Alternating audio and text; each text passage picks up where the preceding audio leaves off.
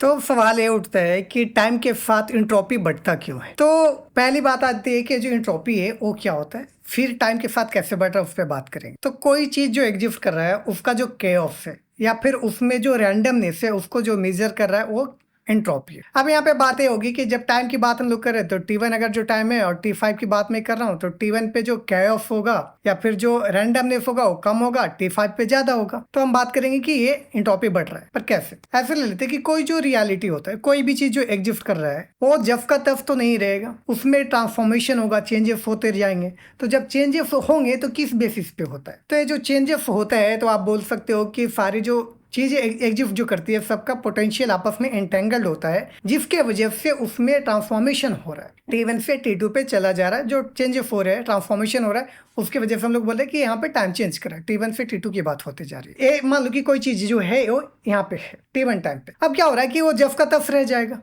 अगर जो उसमें किसी और चीज का इन्फ्लुएंस नहीं होगा तो सारी चीजों का पोटेंशियल तो इंटेंगल है। बट क्या हो रहा है कि किसी का पोटेंशियल इस पे इन्फ्लुएंस करेगा तभी इसमें चेंजेस होगा, उसके हिसाब से जो इस पे इन्फ्लुएंस किया है तो अब चेंज होगा। तो यहाँ पे T2 टाइम की बात हो गई। तो यहाँ पे देखोगे कि जो T1 पे जो पोटेंशियल एग्जिस्ट कर रहा था कि किस तरफ से चेंज हो सकता है, जितना भी तरीके से हो सकता था, ये कुछ और नहीं बल्कि केओस की बात कर रहा था। ये केओस है। तो ये जो केओस है तो यहाँ पे बहुत सारा चीज है कि किसी के साथ इंटरेक्ट करेगा उसके हिसाब से चेंजेस होंगे इसमें।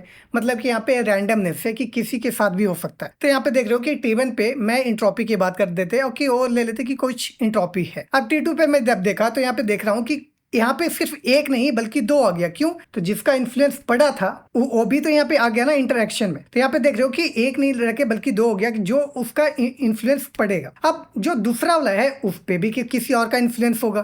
तो यहाँ पे देख रहे हो कि जो पॉसिबिलिटी है जो चेंज होने का वो बढ़ता चला जा रहा है। यहाँ पे T2 पे बढ़ जा रहा है कि इसका अपने हिसाब से तो हो सकता है जो भी होगा, बट जो सामने वाला एक और है उसके हिसाब से भी तो इन्फ्लुएंस करेगा ना, उसके हिसाब से भी चेंजेस होगा। तो जो T1 पे जो रैंडमनेस था और जो T2 पे रैंडमनेस है वो ज़्यादा है।